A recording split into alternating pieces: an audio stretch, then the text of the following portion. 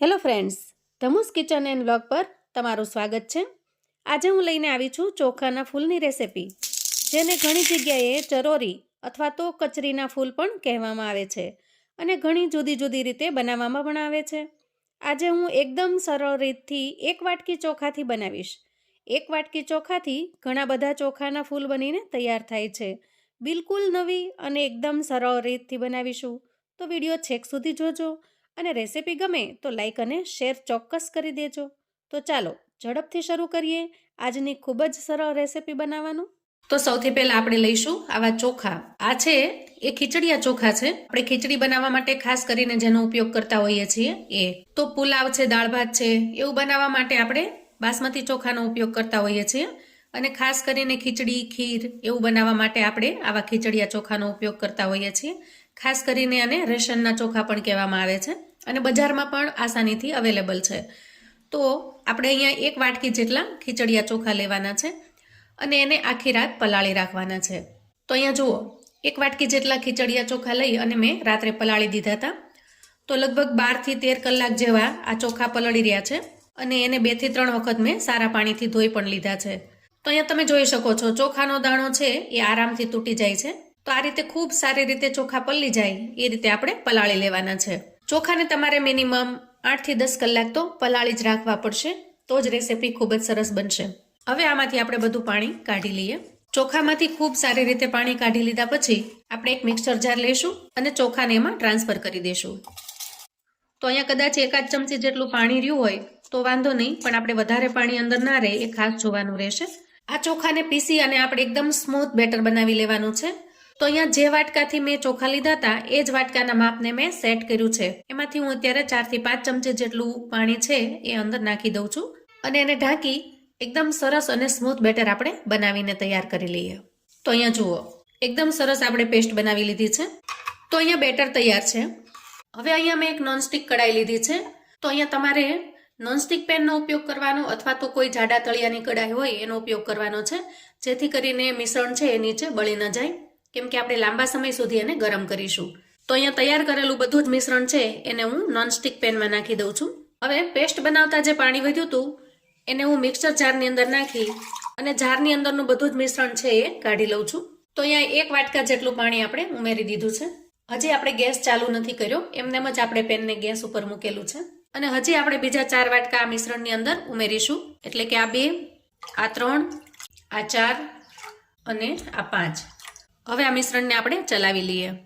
તો ટોટલ 5 વાટકા જેટલું પાણી આપણે અહીંયા ઉમેર્યું છે, એટલે કે જો 1 વાટકી ચોખા હોય તો 5 વાટકી જેટલું આપણે પાણી ઉમેરવાનું છે। હજી આપણે ગેસની ફ્લેમ ચાલુ નથી કરી। અહીંયા ઉમેરીશું સ્વાદ પ્રમાણે મીઠું। તો અહીંયા જેટલા ચોખા હતા ને એટલા જ સ્વાદ પ્રમાણેનું આપણે મીઠું ઉમેરીશું, કેમ કે આ બેટર તો ઘણું બધું જાજુ લાગે છે અને ધીરે ધીરે બધું જ પાણી એ બળી જશે। તો મીઠું નાખવામાં ખાસ ખ્યાલ રાખવાનો, નહીં તો બનાવેલા ફૂલ છે તમને ખારા લાગશે। તો અહીંયા મીઠાનું પ્રમાણ આપણે જોઈને નાખીશું અને પછી ઉમેરીશું 1 ચપટી જેટલો ખાવાનો સોડા, એટલે કે કોસ્ટિક સોડા। હવે આપણે ગેસને ચાલુ કરીશું। તો જુઓ, ગેસ ચાલુ કરી દીધો છે અને ગેસને મેં હાઈ ફ્લેમ પર રાખ્યો છે। તો અહીંયા ગેસને તમે હાઈ ફ્લેમ પર રાખશો તો પણ કશો વાંધો નથી, પણ હા, તમારે આને સતત ચલાવતું રહેવાનું છે। થોડી વાર માટે પણ આપણે છોડશું નહીં તો અંદર લમ્સ બની જશે, એટલે આપણે એને સતત ચલાવતા રહેશું। અહીંયા જો તમારે ચોખાના ફૂલને પ્લેન બનાવવા હોય તો ઠીક છે, પણ જો તમારે ટેસ્ટી બનાવવા હોય અને થોડોક સ્વાદ અંદર ઉમેરવો હોય તો 1 ચમચી જેટલું જીરું લઈ અને એને હાથથી મસળી લેવાનું અને ઉમેરી દેવાનું છે। જીરું નાખવાથી પાપડની અંદર ખૂબ જ સરસ ટેસ્ટ આવે છે અને તમે અજમા પણ ઉમેરી શકો છો। અહીંયા વધારે ટેસ્ટ લાવવા માટે તમે ચીલી ફ્લેક્સ પણ ઉમેરી શકો છો અને થોડી કોથમીર પણ સમારીને એડ કરી શકો છો, પણ હું અત્યારે પ્લેન બનાવું છું એટલે માત્ર ખાલી મેં જીરું જ ઉમેર્યું છે। તો તમે અહીંયા જુઓ, થોડું પાકશે એટલે એના અંદર આવી ગોટલીઓ થવા માંડશે। 4 થી 5 મિનિટ જેવો સમય થશે એટલે મિશ્રણ એકદમ ઘાટું થવા માંડશે। તો ત્યારે આપણે સ્પેચ્યુલાને થોડું સ્પીડમાં ફેરવીશું। તો આમાં કોઈ મુશ્કેલી નથી પડતી મિત્રો, માત્ર થોડી વાતોનું ધ્યાન રાખશો તો એકદમ સરસ બનીને તૈયાર થશે। તો અહીંયા જુઓ, જેમ મિશ્રણ ઘાટું થતું જાય એમ આપણે થોડું સ્પીડથી ચલાવીશું અને એક જ ડાયરેક્શનમાં ચલાવીશું, જેથી એના અંદર કોઈ ગાંઠા ન થઈ જાય અને મિશ્રણ એકદમ ઘાટું થાય ત્યાં સુધી આપણે ચલાવતા રહેશું। તો અહીંયા જ્યારે પણ બેટર બનાવો ને મિત્રો, ત્યારે વાસણ થોડું મોટું લેવાનું, જેથી કરીને તમને ચલાવતા ફાવે। હવે જુઓ, મિશ્રણ એકદમ ઘાટું થઈ ગયું છે અને આ રીતે ચમચામાં પકડતા જુઓ ઝડપથી નીચે પડતું નથી। તો તો આ રીતનું બેટર થાય ત્યાં સુધી આપણે ગેસને ચાલુ રાખીશું અને હવે આપણે ગેસને બંધ કરી દઈશું. હવે અહીંયા જુઓ મેં થોડું બીટ છે એને ખમણી લીધું છે અને આ રીતે દબાવી એમાંથી રસ કાઢી લઈશું. હવે આ તૈયાર થયેલ બેટરમાંથી થોડું બેટર છે એ હું એક અલગ વાસણમાં કાઢી લઉં છું. તો અત્યારે હું આમાંથી અડધું બેટર છે એ કાઢી લઉં છું જુદું અને આ બેટરને આપણે ઢાંકી દઈશું. હવે આ મિશ્રણની અંદર આપણે બીટનો રસ નાખી દઈશું. તો અહીં આપણે નેચરલ કલર ઉમેર્યો છે. તો બહારથી આપણે પાપડ કે ફૂલ લાવીએ તો એની અંદર કલર મેળવેલો હોય છે. અહીંયા આપણે નેચરલ કલર મેળવી દીધો છે. તો આનાથી એકદમ સરસ કલરફુલ બનીને તૈયાર થશે. તમારે વધારે ડાર્ક કલર લાવવો હોય તો થોડો રસ વધારે ઉમેરવાનો. તો અહીંયા તમે જુઓ એકદમ સરસ ગુલાબી કલર તૈયાર થઈ ગયો છે. થોડો વધારે કલર ઉમેરશો તો લાલ કલર જેવું તૈયાર થશે. હજી આ મિશ્રણ ગરમ છે અને થોડી વાર ઠંડુ થશે ત્યાં આપણે આગળની તૈયારી કરી લઈએ. તો અહીંયા જુઓ મેં 4 થી 5 થાળીઓ લઈ લીધી છે અને બધી જ થાળીઓને હું તેલથી ગ્રીસ કરી દઉં છું, જેથી કરીને બધા ફૂલને આપણે થાળીની અંદર પાડી શકીએ અને નીચે ચોંટે નહીં. તો આ રીતે તમારી પાસે જેટલું બેટર હોય એના પ્રમાણમાં થાળીઓ તૈયાર કરી લેવાની છે. તો આ રીતે થાળીની અંદર જો ચોખાના ફૂલ પાડી દેશું તો ફાયદો એ થશે કે જ્યાં પણ તડકો હશે ત્યાં તમે થાળીને મૂકી શકશો. મોટા પ્લાસ્ટિકમાં કે કોઈ ખાટલા ઉપર તમે જો પાથરશો તો પછી એને ફેરવવામાં થોડી મુશ્કેલી પડે છે અને આ તમે ઝડપથી ને આસાનીથી ફેરવી પણ શકો છો અને વળી રાત્રે તમે ઘરમાં પણ લઈ શકો છો. હવે તમે જુઓ બેટર થોડું ઠંડુ થઈ જાય અને હાથમાં પકડવા જેવું થઈ જાય ત્યારે હાથની મદદથી આપણે આવી રીતે ફૂલ પાડી દેવાના છે. તો આ રીતે ફટાફટથી ઝડપથી તમે બધા જ ફૂલ પાડીને તૈયાર કરી શકશો. સાઈઝ તમને જેવી ગમે એવી તમે રાખી શકો છો.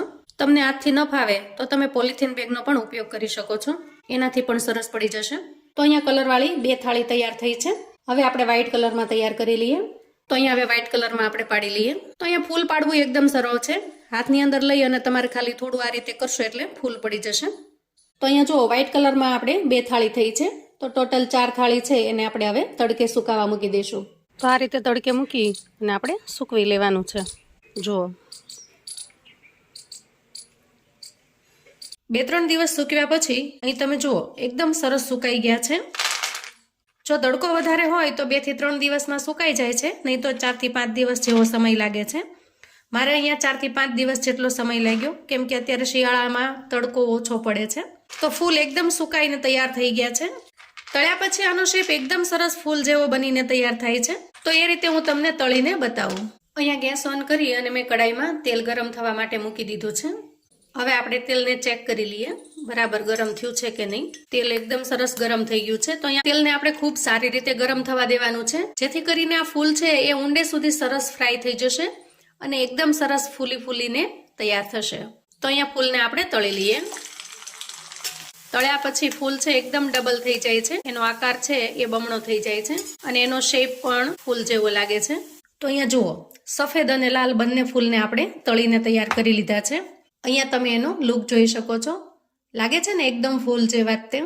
એવી જ રીતે વ્હાઇટમાં પણ તમે જુઓ એકદમ ફૂલના શેપમાં બનીને તૈયાર થાય છે અને ખૂબ જ સરસ ક્રિસ્પી પણ બને છે. જો હું એક તોડીને બતાવું, જો એકદમ સરસ ક્રિસ્પી બનીને તૈયાર થાય છે.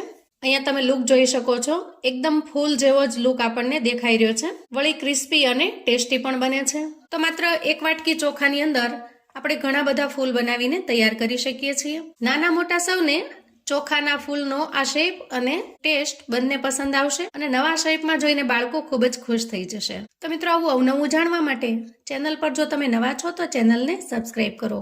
વિડીયો ગમે તો લાઈક અને શેર કરો.